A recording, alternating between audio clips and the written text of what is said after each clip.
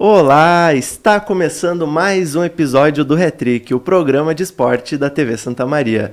Meu nome é Pedro Pereira e hoje vamos falar sobre Grêmio, Internacional, Seleção Brasileira, Copa FGF e Campeonato Gaúcho. Hoje temos muitos assuntos a debater, mas antes vou apresentar meus queridos amigos e colegas Antônio Oliveira e Lucas Sena. E Lucas, Pedro, todos que acompanham nosso programa semanal, nosso humilde, mas muito bacana programa semanal. Que semaninha, hein? Semana que de data FIFA a gente fica naquela coisa, né? Como a seleção brasileira não tá bem, a gente quer que a data FIFA acabe logo. E aí eu, como colorado, por exemplo, tenho que esperar até o dia de hoje, nós gravamos na quinta, então o Inter ainda não jogou. Os gremistas, por outro lado, que tenho certeza que não queriam ver o seu time jogar também, viram ontem. Lucas Sena pode falar pra gente, porque estava em loco na arena para assistir a grande peleia entre Grêmio e Juventude, que foi grandiosa mesmo, número de gols. Mas, como disse um entrevistado que eu tive a oportunidade de conversar esses dias, um futebol bem pequenininho. E aí, Antônio, e aí, Pedro. Olá a todos aqueles que nos acompanham. Bem destacado por ti, muitos gols, muitas emoções, de fato. Marquezinho defendendo o pênalti, virada pra lá, empate no último minuto. Mas futebol que é bom, pouco se demonstrou. O Grêmio jogou muito mal mais uma vez. Com bola, o Juventude até melhor taticamente que o Grêmio, conseguia trabalhar a bola bem, enquanto o Grêmio era um apanhado de nada, um time com 3 volantes que não ocupavam o meio campo. Mas enfim, papo para daqui a pouco. Semana ruim para a seleção brasileira, que não venceu de novo. Segue invicta em Salvador, mas o momento não é bom, a gente não sabe da continuação do Dorival. Notícias boas ou más, enfim, para o calendário boa sobre o Campeonato Gaúcho, tem muito a comentar. Marcelo Trevisan estará nos acompanhando na técnica e você assiste aos episódios do Hat-Trick na TV Santa Maria, canal 19 na net, ou no YouTube, youtube.com/@hattrickoficial. @hattrickoficial também é o nosso Instagram. Bom, Grêmio, um empate sofrido, 2-2 com o Juventude na Arena. Lucas Sena, que esteve presente, viu de perto. Por favor, o que tu pode nos dizer sobre esse jogo? Cara, eu posso dizer que o empate é injusto com o Juventude. Injusto com o Juventude. O Juventude jogou melhor do que o Grêmio. Teve oportunidades mais claras de gols que o Grêmio. E voltamos a bater na tecla que o Renato é insistente com peças e esquemas que não funcionam mais. Ontem, por exemplo, o Renato não teria à disposição por 90 minutos Soteldo, Aravena e Vila Sante, que haviam jogado 90 minutos no dia anterior. Ou seja, perderia 2 pontas e o seu principal volante. O que todo mundo acreditava é que ele iria a campo com o Pavon ou até mesmo com o Monsalve aberto em um dos lados e seguiria jogando no 4-2-3-1 que ele jogou a temporada inteira, no jogo que ele mais precisava propor o jogo na temporada. Mas não. Ele começa com 2 atacantes, um esquema que ele não utilizou, e 3 volantes que nem sequer povoar o meio-campo povoavam. O Grêmio se viu perdido em campo, um amontoado de jogadores que não sabiam direito a função que ocupavam. Se viu em 2 volantes que fizeram péssimas partidas, sumidos do jogo, Edenilson e PP literalmente perdidos em campo. Mas eu acho que o grande retrato é o Renato, no jogo mais importante do ano, opta por testar uma formação que o Grêmio não tinha utilizado ainda, deixando, no meu ver, o jogador que tecnicamente mais faz a diferença, que é o Monsalve, no banco, quando se tinha 3 desfalques titulares.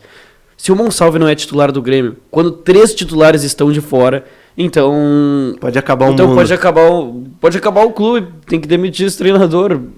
O time titular não tem 3 jogadores à disposição. E o melhor jogador do banco, mas obviamente mas um dos melhores do time não é titular do time, é um absurdo. Tanto é que quando ele entra no segundo tempo, o nível de criatividade do Grêmio se multiplica, ele acerta uma bola no travessão, cria oportunidades de gol. É algo que na bola não se explica. Cara, pouco mais de um mês atrás, ou talvez mais, a gente conversava, né? Poxa, será que o Renato tem que ser demitido? E aí a gente entrava naquela ideia de que não, o Renato não tem que ser demitido porque, apesar do trabalho ruim, se ele sair, o Grêmio vai ter que ir atrás de um treinador, vai virar o fim do mundo e vai cair. Esse era o argumento que todo mundo, colorado, gremista, todo mundo falava. Só que hoje eu chego à conclusão de que o Grêmio deveria ter demitido o Renato. Há um mês atrás, 2 meses atrás. Porque as coisas não mudam, cara. Não mudam assim, ó. Ele tá com a corda no pescoço e ele não abre mão do esquema dele que não deu certo o ano inteiro. O Grêmio é um time que eu falo semanalmente aqui, pra mim não tem um elenco bom, não tem, assim, essa coisa de, porque o Grêmio poderia estar brigando por G8, não poderia estar brigando por G8, talvez, assim, 8º lugar, mas chorando, não é um bom elenco, mas não é um elenco pra estar na zona de rebaixamento, como não tá hoje, mas assim, pra estar brigando ali embaixo, acho que é um elenco pra meio da tabela.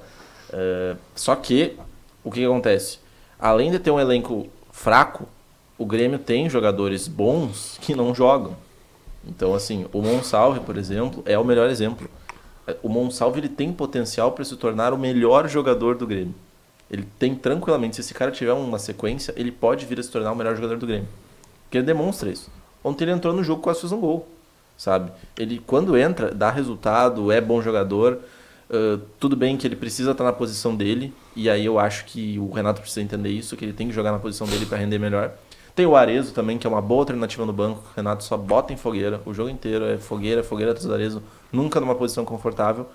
E de resto, sim, ele aposta nesse esquema que não funciona, cara. Não dá certo. O Grêmio não joga bem, nunca. Não propõe o jogo, não sabe contra-atacar. Vive sempre nessa coisa esporádica. O Soteldo pega a bola e resolve o jogo.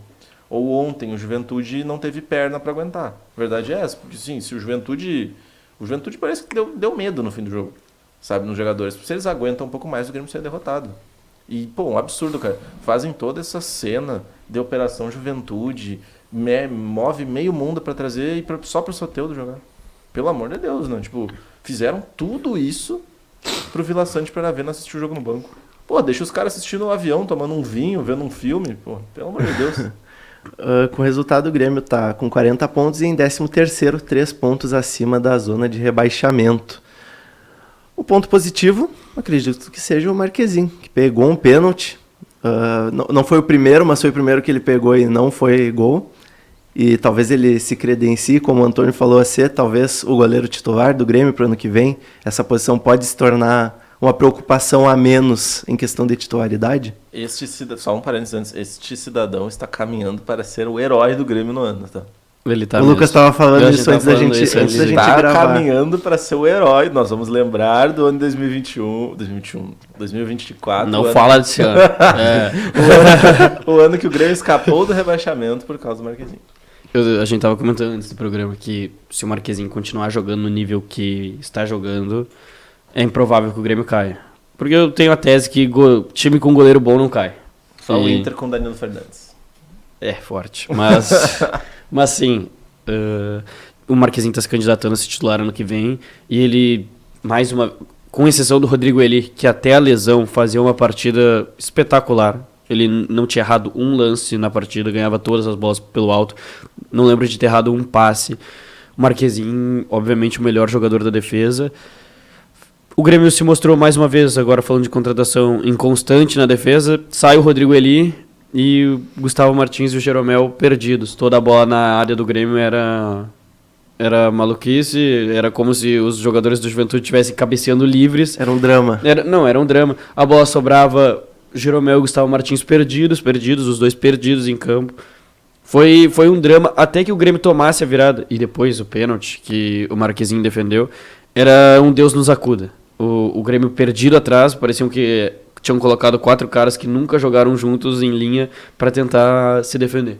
A partir do momento que o Renato vai propor o jogo com 2 atacantes, 2 meio atacantes, 2 volantes e um zagueiro, uma bagunça total dentro de campo, aí o Grêmio não precisa mais se defender porque o Juventude se retranca. E eu acho que é um erro do Juventude. Se tivesse um mínimo de competência para contra-atacar, teria saído com a vitória ontem na Arena.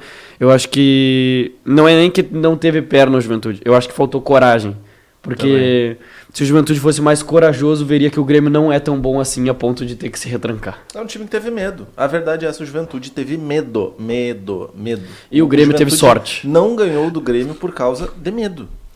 É nítido, assim, ó. Se o Juventude segura o jogo ali no final, falando, claro, poderia ter contra-atacado o jogo inteiro, mas assim, já que não contra-atacou, se segura ali no final. Cara, assim, ó, a falta que gera o gol do Cristaldo é uma infantilidade. O jogador chega pisoteando ali, eu acho que é o Soteldo, ele vai em cima do Soteldo. E o lance do gol, pelo amor de Deus, o Cristaldo chuta sem olhar pra onde ele tá chutando. Chuta assim, ó, todo errado, a bola rasteira, parece que ele chuta a grama junto. E o cara me faz o favor de empurrar pra dentro do gol. Jogada do Tony Kroos. Pô, tá louco, cara. Aquilo ali é absurdo, assim, ó, é um gol que com todo respeito, é um atestado de rebaixamento. É assim, a gente não quer ficar na Série A. A gente vai cair e é isso. Pelo amor de Deus, cara, o jogo tudo certo, ainda me erra um pênalti. Pelo amor de Deus. O torcedor aqui colorado acabou de falar. Mas uma coisa que eu quero chamar a atenção. Mais uma prova de que o Renato é extremamente equivocado. Ele tinha a opção de mudar o time pensando em ser mais ofensivo. E ele tinha, obviamente, o Monsalve como principal candidato a entrar no time. Poderia até pensar no Arezo. Mas ele opta pelo Diogo Costa. Que era um jogador que não vinha sendo assim o cara decisivo, o cara que entrava e resolvia. Ele opta pelo Diogo Costa, que no início consegue dar um pouco certo ali, faz o gol, o Braithwaite faz o gol, mas ele faz a jogada do gol, obviamente. Só que depois, assim, não funcionou. Mas eu vou te falar, o Diogo Costa foi o menor dos problemas ontem. Não, sim. Porque ele entregou em marcação, entregou em vontade. O grande problema do Grêmio, no meu ver, é que a insistência com determinados jogadores, sabe? Tipo o Edenilson. O lance do gol, claro, claro, é difícil lembrar assim, mas o primeiro gol do Juventude já é 49 do primeiro tempo. O Edenilson tem a bola controlada no círculo central. Dá pra escutar no estádio os jogadores gritando ladrão pra ele. O cara do Juventude rouba a bola, sai o contra-ataque, o Eli se lesiona, é falta. Na falta o Grêmio tomou o gol. Tipo assim, uma bobeira, uma dormida de um jogador que o Renato insiste. E acabou pagando um gol no apagar das luzes do primeiro tempo e que muda completamente o jogo. E que é um jogador nota 6. O Denilson não rende. 6 eu acho que é um exagero já. Mas é que tá, ele nunca vai além disso. O Edenilson do Grêmio, ele é um jogador que ele não rende. Sabe? Pode ser que com um elenco cheio de referências ele possa ser um jogador diferente, mas ele não rende, ele não faz gol, ele não dá assistência, ele não marca, ele tá só ali pra passar a bola pro lado, parece. A impressão que eu tenho é essa, pelo menos. Eu acho que ontem o Renato teve muitos erros, muitos inúmeros erros. Eu acho que eu poderia listar uns 10 aqui, mas o principal de todos é essa escalação num 4-3-1-2, que ele nunca tinha feito, com 2 volantes, um do lado do outro e o Dodge mais atrás, Cristaldo e 2 atacantes. Em vez de jogar no que ele sempre faz, um 4-2-3-1, tirando um dos centroavantes e colocando 2 caras abertos. É inacreditável. O Grêmio precisava propor jogo e ele retrancou mais o time. Juventude ficou com 38 pontos e, nossa senhora, complicou a situação. O Atlético Goianiense agora é o primeiro rebaixado, né, dessa temporada. Faça sua festa, torcedor. Se confirmou. O Juventude teve o primeiro pênalti a seu favor e erra. E eu nem achei que a cobrança foi ruim. Eu não achei mal batido também. Mas é que eu vi por um ângulo, né? Não, acho que foi muito bem. Não, foi eu acho bom, que, assim. 99,9% dos pênaltis que são perdidos é porque o cara bateu mal. Eu acho. Assim, a não ser que o goleiro faça ali um absurdo com a ponta dos dedos. Mas, cara, com todo respeito, tamanho da goleira, treina o dia inteiro. E o Marquezinho que parece tem baixinho. Gente que não treina. Aí que tá o problema. Tem gente que não treina, exatamente. Mas assim, o Gabriel Talhari, por exemplo, parece que não treinou. Porque, enfim, tinha na sua frente o goleiro mais suscetível a tomar gol de pênalti do campeonato e ele conseguiu. E nem acertar o lado. Ele já tem 2 em sequência defendidos, tá? Tá chegando. Calma. Quem diria?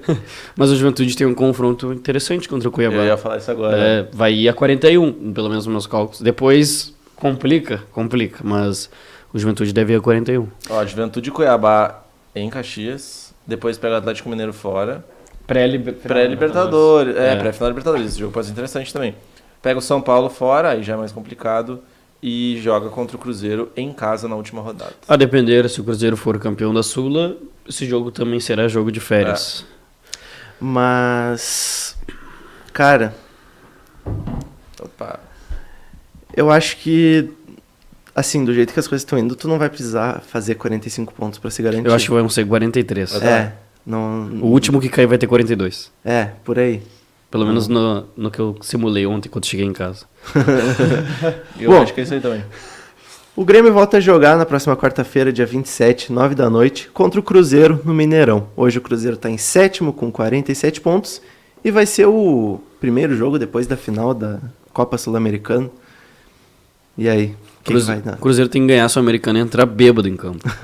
É isso. Mas vai? É o melhor cenário pro Grêmio. Não, o melhor cenário pro Grêmio. Mas é mais que difícil. E eu tenho certeza que o Cruzeiro perde a final do eu também É. acho. Eu acho improvável que o Cruzeiro vença. Se ganhar vai ser um gol cagadinho, bola parada, bola aérea, enfim.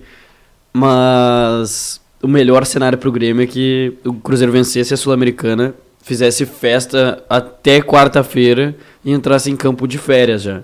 Senão o cenário pro Grêmio, se caso o Cruzeiro perca a Sul-Americana, vai ser de um time que ainda está lutando por uma vaga na Libertadores e vai jogar o jogo à Vera, e o Grêmio jogando fora de casa contra um time minimamente organizado à Vera é preocupante.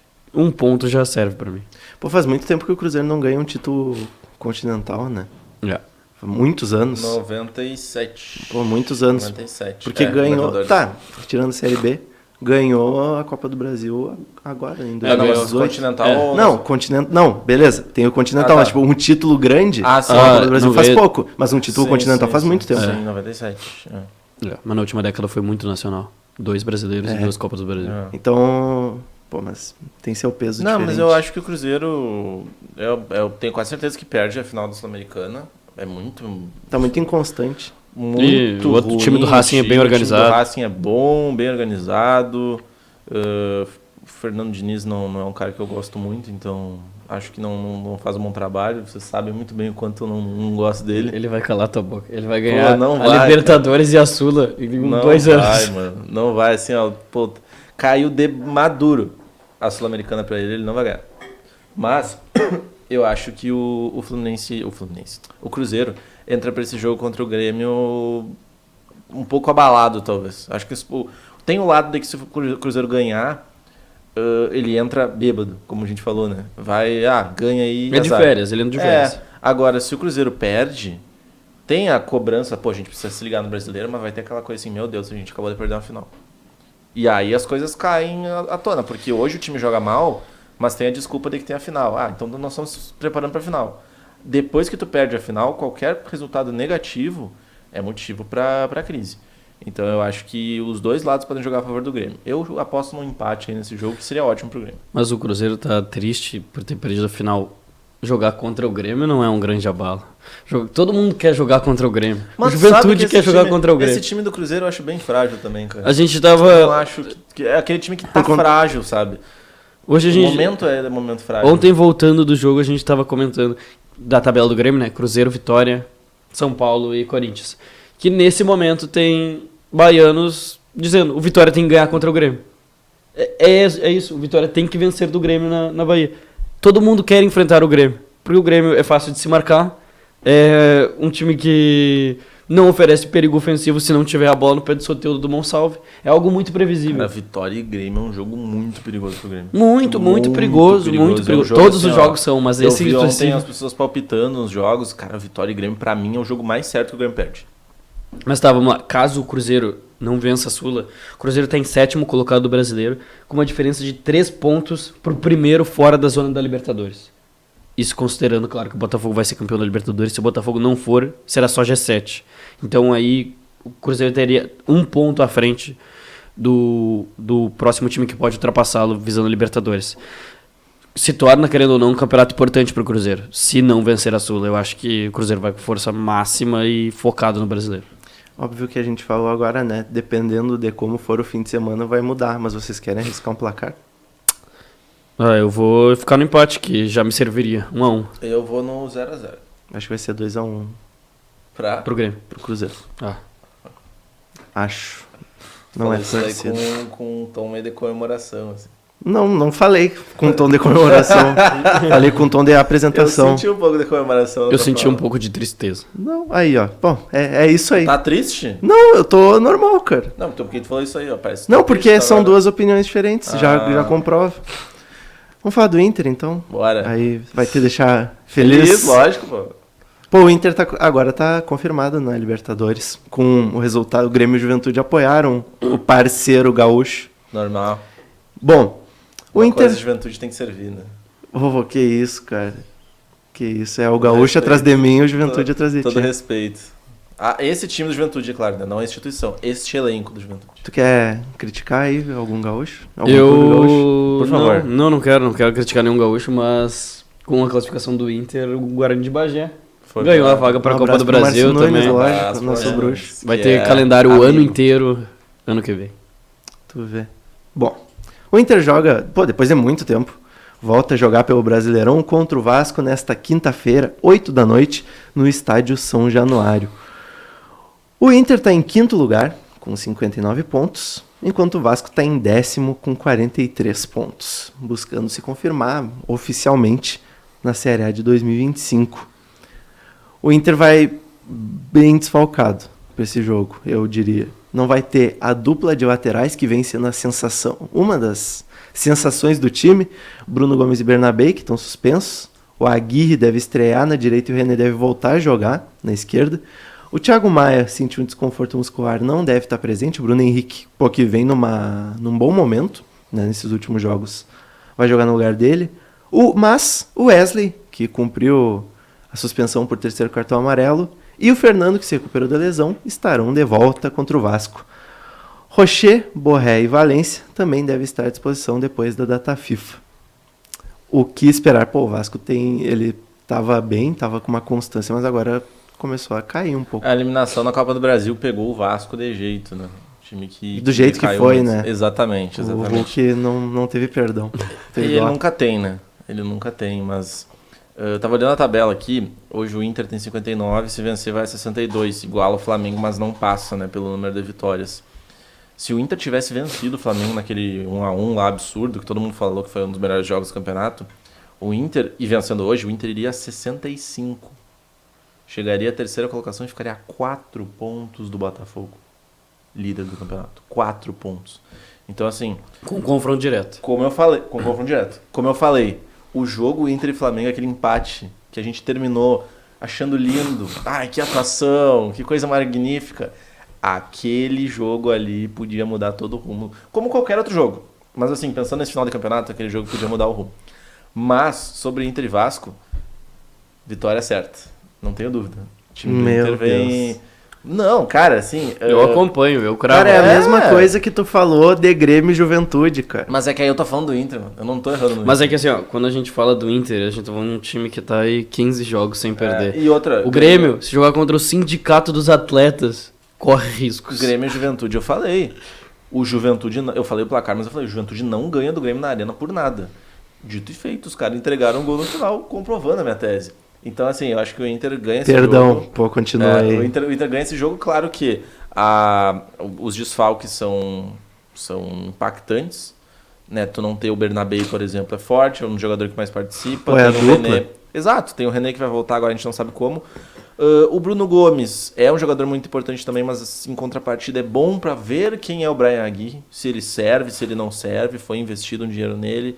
Então tem que jogar, tem que ver como ele vai se comportar. Bruno Henrique, que eu criticava algumas rodadas, já não acho mais tanto um problema. Acho que pode ser uma solução interessante para essa substituição do Thiago Maia. E tenho curiosidade de ver os que foram convocados. O Rocher jogou nas partidas, mas enfim, é goleiro, não cansa, né? E aí tem a questão do Borré e do Valência. O Valência fez um golaço agora contra a Colômbia do Borré, inclusive. E fico curioso para ver como que ele vai voltar agora pro time do Inter. A questão é, o Inter pode vencer hoje, ir a 62, colar mais ali na parte de cima e continuar nessa briga que é hoje conseguir a maior posição possível. A briga do Inter não é por título, é conseguir a maior posição possível. Se o Botafogo e o Palmeiras cooperarem, aí a história muda. Mas no momento a briga do Inter é para, olha, vamos pro terceiro lugar. Brigar pelo terceiro lugar e é isso. Mas, se bobearem, e o Botafogo tá... E tem gente querendo bobear. Eu falei, eu fui execrado nessa mesa. Vocês queriam... assim, ó... Eu falei semana passada que o Botafogo ia entregar o título pro Palmeiras. Eu falei, depois de Botafogo e Penharol... Olha, será que isso daí não vai dar um revertério de Botafogo? Meu Deus. Será que os caras não vão cair de rendimento? Tá, lembrei, tu foi execrado mesmo. Eu não. Execrado eu por todo mundo. Sigo com tudo que eu falei. Não, mas e aí, assim, ó, tentaram fazer eu mudar de opinião, inclusive.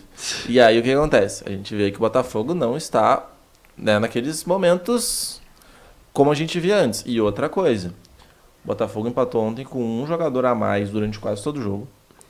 O Luiz Henrique deu combustível para o Atlético Mineiro ser campeão da Libertadores, quando ele fala que o time do Atlético Mineiro é uma M. E além disso, o Botafogo tem esse histórico aí de pipocada, então isso pode acabar pegando o psicológico dos jogadores. Pô, isso aí seria, com todo respeito, sensacional. Engraçadíssimo. Não, fechar a instituição. Tinha que fechar a instituição. Então, assim, ó, porque olha só, eu não torço contra, mas seria engraçado. Eu comentei que eu achava que o Botafogo perdia o título perdendo para Palmeiras e para Inter. Mas agora, o Botafogo já perdeu o título se poupar contra o Palmeiras diante do Atlético Mineiro. Então o cenário no Campeonato Brasileiro já se repetiu. Agora, se perder a final da Libertadores, vai ser... E aí é assim que cai mais um título no colo do Palmeiras. Não, o vai... Manchester City brasileiro. Não faz esforço nenhum e ganha. É verdade. Pô, são 38 finais, né? 38 Vamos finais. lembrar. Exatamente. Ainda, enquanto houver matemática, ainda há fé. Mas no fim... Tá muito colorado com essa frase. Não, e o cara. torcedor do Inter também pensa isso. No fim... Não, beleza, mas... Esse jogo do Palmeiras Nada era um jogo pro Palmeiras tropeçar ontem. E acabou que não tropeçou, Exatamente. né? E o do Botafogo não era tão considerado, porque o Botafogo vivia um bom momento, mas tropeçou também. Agora o Palmeiras vai pegar o Atlético Goianiense, que enfim, a não ser que aconteça uma tragédia, se vencerá. Vai pegar o Botafogo 3 dias antes da final da Libertadores, que claro, é uma final pro Botafogo também. E diante do contexto do que aconteceu ontem com as expulsões de Luiz Henrique e Barbosa, os dois devem ir a campo contra o Palmeiras, porque não vão jogar contra o Vitória. Então devem jogar contra o Palmeiras e Atlético Mineiro. Depois Cruzeiro fora, é o jogo mais difícil dessa tabela aqui, e Fluminense em casa para fechar o campeonato.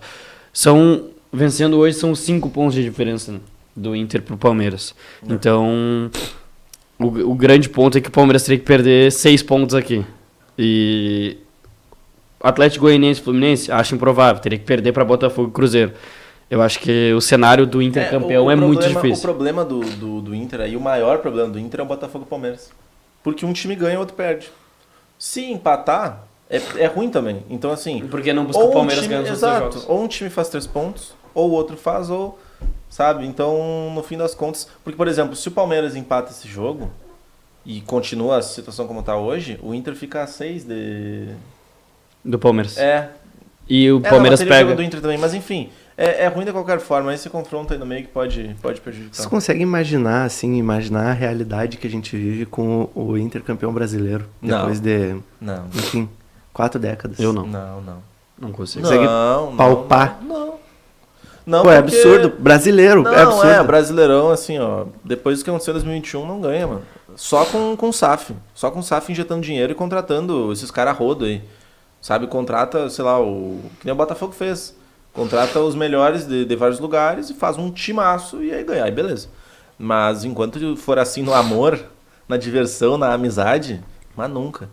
Na resenha. Na resenha. No poder nunca. da resenha. Pô, o Inter sofrendo pra pagar 30 milhões do Borré, sofrendo, assim, ó. Nossa, parcela aí em 80 mil vezes. Pô, é surreal, isso é incomparável. E aí o Botafogo vai lá e traz isso o Alex Telles. Gasta mais que isso num lateral. Pô, tem como, cara. Quanto que vocês acham que vai ser Vasco e Inter? 2-0 Inter.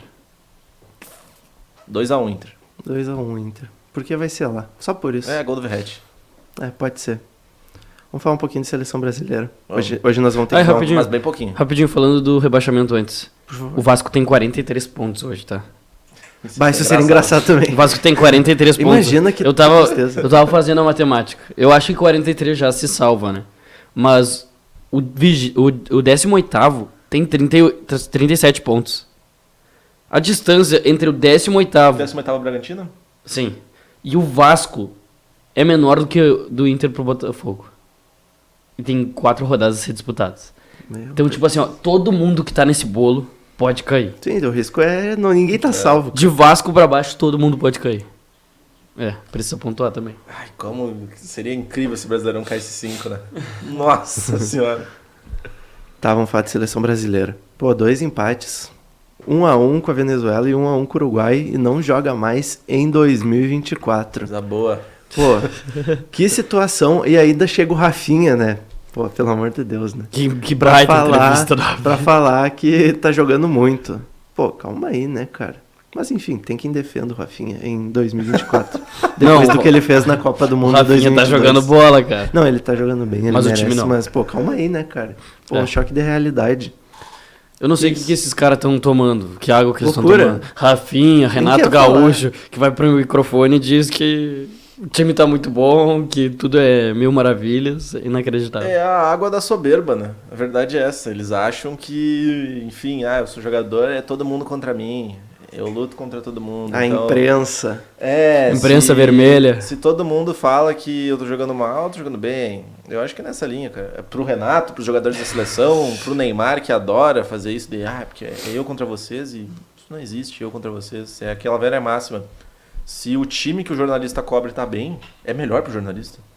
Exato. Ele vai indo pra final, pra semifinal. Não, e ele vai priorizar o time dele em relação ao time que assim, faz ele ganhar dinheiro entre... Cara, pelo pode amor de olhar, Deus, né, quem cara? vocês acham que é mais A feliz vida não é hoje? assim. O jornalista que cobre o Palmeiras ou o jornalista que cobre o Inter e Grêmio? É. Tem comparação. Então, assim, essa coisa de, os caras são contra a seleção, não são, cara. Tu acha que o cara não quer ir pra uma Copa do Mundo e ir pra uma final no estádio? Viajar o mundo com a seleção? Não, tô. O único que torce contra é o árbitro. Porque daí ele não tem chance de ir pra final. É verdade. Aí tu que tá dizendo. Caralho. Não, tô. Então tu tá dizendo aí. Profissionalmente, Tá dizendo que o árbitro brasileiro torce contra a própria seleção. tô. Inclusive, E quem ganhou o Daronco, vem me buscar. Inclusive, Anderson Daronco, estou esperando suas respostas no WhatsApp. Vem me buscar. Quem ganhou o Penta também torce contra. É, isso, é verdade. Esse grupo, o grupo de árbitros e o grupo de pentacampeões com o Brasil. Cara, surgiram rumores que o Ronaldo Fenômeno quer se candidatar à presidência da CBF. Do país. Vai imaginando. Da CBF. E o trunfo dele é trazer Pepe Guardiola. Mas isso aí, segundo o portal The Athletic, já caiu por terra, porque o Guardiola fechou com o Manchester City até o meio de 2026, que é quando acontece a Copa do Mundo. Pô, e não vai trazer o cara pra ir na Copa do Mundo direto. Não, eu acho que até, dependendo de quem tiver, é melhor. Mas igual, não existe isso. Eu acho essa ideia de trazer o Guardiola pavorosa. Pavorosa. É? Péssima. Cara, primeiro ponto. Quando foi que uma seleção venceu a Copa do Mundo com um treinador estrangeiro? Nunca. Nenhum treinador estrangeiro ganhou a Copa do Mundo. Começamos aí. Nunca. Como assim, um treinador que é diferente da seleção que É, treina? tipo assim, sempre a Entendi. seleção que ganha é comandada Ganha por com- treinador do país. Começamos por aí. Segundo, as pessoas precisam entender que a seleção, ela não é um time de futebol. Então, a seleção não tem um estilo de jogo que precisa ser trabalhado e imposto a esses atletas. Quando a gente olha, por exemplo, para as últimas campeãs do mundo, fica naquela ideia assim, nós precisamos replicar o projeto delas. Então, a Alemanha tem lá ficou 10 anos na base, não sei o que lá, criando seu método. Na base é uma coisa. Tu quer chegar hoje, botar um técnico na base do Brasil para sub-15, 17, 20, ensinar a gurizada, vamos jogar assim, vamos jogar dessa forma, vamos trabalhar assim pro jovem ir crescendo, evoluindo. E aí a seleção tem um estilo assim, show de bola. Agora, trazer um cara do nada, um cara que é conhecido por trabalhos longos, o Guardiola, ele não vai fazer um efeito a curto prazo. O Brasil precisa de um efeito a curto prazo. O Brasil precisa de um efeito imediato. O Brasil precisa ganhar a Copa de 2026, Roger senão Machado. vai aumentar... Cara, Não tem como ficar 28 anos sem ganhar uma o Copa. Brasil precisa Seria a de maior um seca da cara história. precisa de um cara que chegue e fale o seguinte. Seria Sim. a maior seca da história. O Brasil precisa de um cara que chegue e fale o seguinte, olha, gente, vocês são os melhores jogadores do nosso país. Um dos melhores países do mundo, no futebol. Ninguém aqui precisa ensinar tática pra vocês, né? Ninguém aqui precisa ensinar a marcar. O que a gente precisa fazer é ganhar o jogo. Faz ali um feijão com arroz e ganha. A gente fica o tempo inteiro falando, porque o futebol da seleção do Tite era feio, não sei o quê. Cara, se o Tite ganha a Copa do Mundo, ninguém ia falar isso. Então, assim, independente se vai ser por 1-0, se vai ser por 5, a seleção de 94 ganhava fazendo poucos gols. Cara, o importante é ganhar. Então, se o treinador chegar lá e fizer um time fechadinho, ganhar de 1-0 todos os 7 jogos, como a Espanha fez em 2010, feito o brick, tá marcado na história, acabou seca, acabou crise, acabou tudo. Então, Podemos ser felizes novamente. não precisa de Guardiola, não precisa de nenhum inventor de moda aí, como é o Fernando Diniz. Precisa de um cara pragmático, um cara direto. E é por isso que o meu subconsciente... Essa resposta vocês não estão esperando. O meu subconsciente, um lado pequeno do meu cérebro, não muito grande, diz que o Renato poderia dar certo Eu na sabia. seleção. O Renato é peladeiro, não gosta de dar treino. É tudo que um jogador da seleção brasileira aqui. Eu acho que assim, ó, pior que tá, não fica, cara. Sendo bem sincero com vocês. E deixa eu te falar, é um cara respeitado. Querendo ou não. Exato, eu pelos acho que é isso que jogadores. falta Pior também. que tá, não fica. Eu só não acho que é legal porque ele não vai olhar os jogos. Ele não vai olhar se tem um brasileiro lá fazendo gol a rodo na Bélgica. É. Ele vai pedir pra alguém fazer isso pra ele. Mas se o cara que fizer isso pra ele for ok, então tranquilo. E eu acho que o Brasil não tá numa situação boa. Então, cara, se vier o Ancelotti, o Renato, qualquer um, não tem como ficar pior.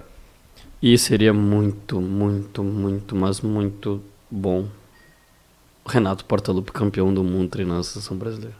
Isso é épico. Cara, isso ia ser muito engraçado. Isso ia ser Bah, sensacional. ia ser insuportável. E esse, não, sim. Não, nesse claro. nível, engraçado desse Claro. E não, é que o que falta pra ele, como dizem os veículos de comunicação do eixo que eu acompanho, é trabalhos fora do Grêmio, né? É. E o trabalho, que trabalho que tem no Grêmio esse ano. Não, Que, sim, candidataria. a carreira dele, Pois é, carreira sim. Mas que Mas candidataria ele a treinar a seleção brasileira hoje? sim, não é. É difícil. Bom, vamos falar da Copinha. Bora. Pô, primeiro jogo da grande final da Copa FGF. Troféu Zagallo. Ipiranga 2, São José 1, no Colosso da Lagoa. Dito isso, que sufoco, cara. Nossa senhora, o São José é visivelmente muito melhor treinado que o Ipiranga. Nossa, cara, eu não sei se vocês chegaram a ver o gol do São José, foi uma jogada... Não vi. Pô, o Rogério Zimmermann merece muito respeito. Foi uma jogada que vai de pé em pé e faz o gol. Vai, Poderia nos relatar como é que tu assistiu esse jogo? cara, Como é que foi o teu momento de jogo, assim? Como é que tu se sentiu? eu assisti fora do celular. Pra evitar, porque às vezes eu pego meu celular e eu nem percebo. Uhum. Eu assisti longe do celular, assim. Não, óbvio, eu dava uma mexidinha. Mas com atenção. Até porque, assim, eu confesso, eu não sei muito quem joga no Ipiranga agora. Até porque o Ipiranga não facilita. Porque eles botam a escalação em ordem numérica. Ó, eu imagino que estrategicamente. Então, assim, eu sei que o Gedeilson não é o centroavante e ele é o camisa 100. Então, enfim. Mas é difícil. Ontem um ponta jogou de centroavante. Porque o centroavante estava, acho que, com lesão. Gripado. E assim, em 10 minutos ele fez o gol. Coisa que o outro centroavante precisou de 2 jogos. No FIFA se fazia muito isso pra botar um jogador rápido de centroavante. Perfeito. É. Eu olhei um pedaço desse jogo, sabia? É? Estava no Parque Shopping Canoas, tinha espaço futebol lá e tava passando. E aí devia Toma, estar então. todo o Parque Shopping Canoas acompanhando a peleia ali. Não, e torcendo pro São José. Piranga e São José. Tinha algumas pessoas de camisa São José. Cara, óbvio que 4, assim, ó. 5. Cara, não é. Que isso? Sério isso? Sim. E detalhe, ainda tinha uma família, 3 pessoas com camisa de São José, que saíram da Decathlon no intervalo do jogo. Fica aí. Tu vai ter que comprar uma briga com a torcida do São José. Aí, ó, achou a torcida. Eu não, achou. eu gosto do Zequinha. Cara, o negócio é que, assim, ó, a volta é no Passo da Areia e complicou No tapetinho. tudo. que é. Domingo, 7 da noite. No tapetinho. Ah, que horáriozinho, hein? Meu Não querem Deus, que ninguém cara. assista ao jogo. Pô, domingo, 7 da noite, por que é ruim? Porque é uma final. Claro, é uma final, domingo, 7 da noite, o pessoal tem que trabalhar segunda-feira. Não, né? cara, pô. Eu curti. Pô, pra mim a rotina fez bem. Então, azar o dos outros. Pô, não, mas não tem condição. Pô, São José e Ipiranga. Nossa, cara, vai ser muito no sufoco. Eu vou torcer pro... Obviamente vou torcer pro Ipiranga. Eu acho que dá pra ganhar. Mas não vai ser fácil. Não, mesmo dá. com a vantagem. Ganhou o primeiro jogo. Assim, se tivesse perdido o primeiro jogo aí, eu acho que tinha acabado. Mas, cara... Mas eu não acho que esse gol a mais... Até porque, nossa, cara, o gol que o Ipiranga sofreu foi aos 44 do segundo tempo. Nossa, Cara, foi muito ganhou sofrido. o jogo e assim, ó, agora tu precisa neutralizar o São José, principalmente dentro do estádio dos caras. Tem a receita. Pega o celular, abre a agenda de contatos e ligue para Márcio Nunes. Que já passou pelo Ipiranga. E que neutralizou o São Conhece José os ano caminhos. passado em 2 É jogos verdade. com o Inter de Santa Maria. Os 2 jogos com gol no último lance do jogo. Empate lá na casa deles, uma vitória aqui. Inclusive o time do São José que tinha aqui o Kelvin. Que fez gol. Fez gol na Que Baixada. fez gol na Baixada E que na Série A ele faria um estrago. Não, que Não no faria. Twitter, Tô brincando, tá um... Pô, pelo amor de Deus, né? Calma Uns aí, caras né? Mas ele é muito bom jogador. De Muito futebol bom, 7. muito bom. Futebol. Não, É. de De pelada. qualidade, Sim, de pelada sim. ele é muito bom. É, agora, pô, profissional aí não tem condição. Como não é o que eu tô dizendo. O campo disse isso pra ele. Pô, não, eu digo. Eu digo se tu não quiser. O campo disse isso pra ele. Mas se ele quiser vir no programa, ele tá convidado. Mas é isso, cara. Eu acho que dá pro... Eu não vi o jogo, mas eu acredito que o Ipiranga possa vencer por ter o resultado, cara. Tem o 2x1. Imagina. Só jogar concentrado. Pô, e a Copa do Brasil faz muita diferença. Financeiramente, meu Deus do céu. É um atrativo pro jogador, né? Pô, vou jogar lá porque eu vou jogar a Copa do Brasil. Sim, tem mais isso. E um título, né? Que o Ipiranga não tem ainda, o São A José. Copa do Brasil? A copinha. Pô, tá louco. Não, e o São José já tem. Mas daí também, né? É o terceiro Seria ano seguido tri, que também. vai pra final. Vai ser o tri-vice consecutivo. É. Não, loucura. Não tem problema, mano. E daí? Não, azar é o deles. Não, Estatisticamente não tô é com possível. pena. Tô falando tá. que é loucura. Tá, e aí? Quanto que vai ser? 0x0. Ai, obrigado. 2x1 pro São José. E Aham. o Ipiranga ganha nos pênaltis. Eu também acho que vai ser isso. Quem tá no gol? O Edson. É? Sim, Voltou ele? Pô, pelo amor de Deus, né, cara? Não tinha que ter saído. Não, mas lesão, né? Não, lesão. Enfim, deixa assim. O Alexander. Não, tá. Cara, eu não vi notícia dele, tipo, saindo, mas ele não foi relacionado ontem. Picou a mula. Pô, tomara. Que vai embora pra nunca mais voltar. Lixo. Não, pai. Que isso. Não, foi bem ruim, cara. A única coisa que ele fez memorável nesse ano foi pegar um pênalti no fim do primeiro tempo contra o Atlético Paranaense, na Arena da Verdade. Baixada. Mas em compensação ele teve entregou 2 gols nesse jogo, não foi? Na Arena da Baixada ele não entregou 2 gols, teve um gol de cruzamento. Sim, ele entregou um... Cara, ele entregou um gol, acho que foi do Fernandinho. Que, meu Deus, ele tinha tomado um gol igual, assim, no jogo anterior, pela Série C. Cara, foi igual. Abraço ao goleiro Alexander. Mas ele é um lixo mesmo. Que Vamos é falar. o amor do Pedro Pereira. Que é amigo nosso. É. Vamos falar do Campeonato Gaúcho, desse absurdo de formato que vai ser aprovado, já deixando minha opinião bem clara. Eu vou explicar rapidamente.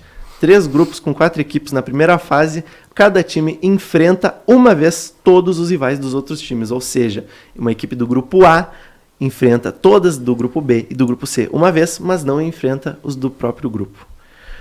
Os potes já foram definidos. Grêmio, Inter e Juventude serão as cabeças de chave. O pote 1 tem Caxias, Monção e São José. Pote 2 tem Brasil de Pelotas, Pelotas e Guarani. E o terceiro pote tem Ipiranga, Avenida e São Luís. Isso foi definido para evitar que não acontecessem clássicos na primeira fase. Então eles estão no mesmo grupo, eles não se enfrentam. É isto. A única obrigação disso é que o Caxias vai ter que obrigatoriamente enfrentar a Grêmio e Inter, ou Inter, para não pegar o Juventude e evitar o clássico Caju. O congresso técnico acontece nessa sexta, dia 22, quando também acontece o sorteio dos grupos. E nesse formato, como é que vai ser? Os líderes de cada grupo, mais o melhor vice-líder, avança às semifinais, que vão ser jogos de ida e volta. Do quinto ao oitavo, um outro mata-mata, mas para definir... É o mesmo formato, mas para definir a última vaga, a Copa do Brasil, né? Quem está na semifinal já está na Copa do Brasil. O número específico de vagas, na real, né, sempre muda, porque, enfim, Brasileirão e tal. E o rebaixamento vai ser um quadrangular com jogos de ida e volta, do 9º ao 12º, com os 2 últimos caindo para a divisão de acesso do ano de 2026. Com isso tudo, a competição deve acontecer a partir do dia 18 de janeiro e vai ter menos jogos. Quem ficar de primeiro a oitavo, os 2 mata-matas, vai jogar 14 partidas. Não, 12 partidas. E os que disputarem o rebaixamento vão disputar 14. Vão ter 2 jogos a mais. Essa ideia, a única coisa boa dessa ideia para mim é que daí, assim, obrigatoriamente todos os times vão jogar de janeiro a março, né? Antes, esse ano, por exemplo, teve time que jogou janeiro.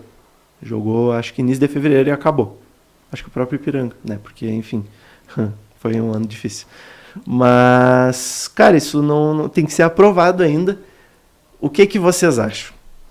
Pensando no calendário da CBF, eu acho que é válido. É uma boa proposta, porque tu diminui os jogos e, querendo ou não, tu aumenta o tempo de partidas, tu aumenta a quantidade de partidas para esses times que antes eram abandonados. Então o time que cai, ou o time que fica naquele limbo ali, classificar e cair... Só esperando se vai ter vaga na Copa do Brasil. Exato. Tipo, esse time aí agora vai ter o que fazer, sabe? Então, por esse lado é bom. Qual que é o lado que eu vejo como ruim? Que, por exemplo, tem time que vai jogar contra, enfim, Inter, Grêmio, Juventude, enfim, pode vencer e pode não classificar. Porque são 4 times que classificam para a fase final. Isso eu acho negativo. Mas eu acho que o que fizeram é o que tinha para ser feito. Pelo menos pensando nesse aspecto. Claro, tem essa questão de tu contemplar os clássicos, que tem que ter na fase de grupos, os clássicos não pode não ter, sabe? Tem time Pelotas, por exemplo, que estava na segunda divisão, quer jogar contra o Brasil de Pelotas. Tá todo mundo esperando isso, tem que jogar. Tu vai conseguir contemplar os times do interior jogando contra o dupla Grenal, pelo menos um dos times, que sempre foi assim. Então, claro, vai ter time que vai jogar contra um só, pelo menos. E isso é negativo, talvez. O São Luís de Juí vai jogar só contra o Inter e não contra o Grêmio. Complicado, mas assim, vai jogar contra o Inter pelo menos. Então o torcedor vai poder ver um grande time, enfim, jogando ali. Por esse lado, eu acho que é o que deu pra fazer. Mas é como eu falei antes, cara. Eu tenho a opinião que o calendário, ele complica, ele tinha que ser reformulado. E o Campeonato Gaúcho, ele deveria ter mais times. O Campeonato Gaúcho deveria ter, no mínimo, 14 equipes, com todo mundo jogando contra todo mundo. No mundo ideal, onde fosse permitido isso. Deveria ser assim. Não é e não tem a possibilidade. Não tem como fazer isso hoje. Mas, na minha opinião, tinha que ser assim. Cara, eu acho que, obviamente, alguém ia ter que ser prejudicado com a entrada do Super Mundial e acabou que ia ser os campeonatos estaduais aqui no Brasil. Mas um aspecto eu achei positivo, sabe? Eu, particularmente, não era um fã de 8 equipes se classificarem para o mata-mata num torneio que só disputam 12. Tu chega a premiar aqueles que não foram nem sequer 50% melhores da competição. Então, se tem só 12 equipes competindo, que vão só os 4 para o mata-mata disputar o título. E gostei do aspecto das equipes disputarem por essa vaga na Copa do Brasil também, que é interessantíssimo, porque seria um calendário vazio esse mês para essas equipes. O aspecto negativo, no meu ver, é que, por exemplo, alguma dessas equipes do interior que se sustenta, querendo ou não, talvez o ano inteiro de uma receita de jogar contra Inter ou Grêmio, se cair no grupo de Inter ou Grêmio, pode dar o azar de ter que jogar fora, sabe? Ter o azar de jogar fora, ou seja, só vai ter receita de um jogo. Isso é ruim. Vai ter receita de um jogo contra um grande, já diminuiria praticamente metade da receita do estadual. Financeiramente, para equipes do interior que ficarem no grupo de Inter ou Grêmio, vai ser prejudicial. Eu acho que esse é o pior acontecimento. Pô, eu acho que tem mais coisa ruim que coisa boa nesse formato. Eu concordo, mas eu gostei do fato de 4 equipes irem aos mata-matas.